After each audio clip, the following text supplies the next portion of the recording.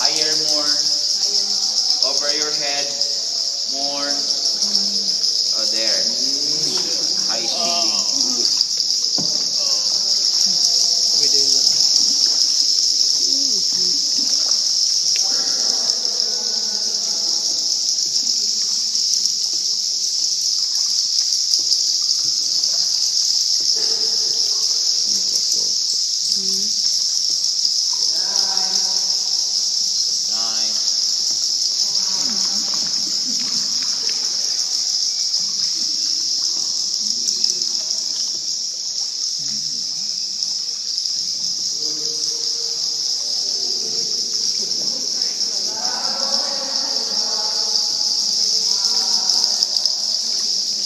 All these rocks that you see inside are limestone.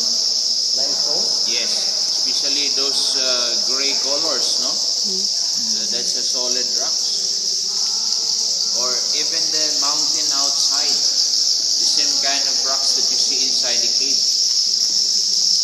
But there are some other yellowish color or brown colors. So those are mineral deposits coming from the water.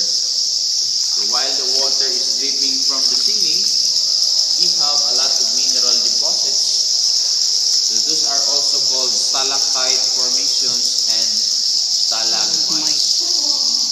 So I'm sure that you know already that kind of formation. So if those formations are from ceiling going down, there is stalactite.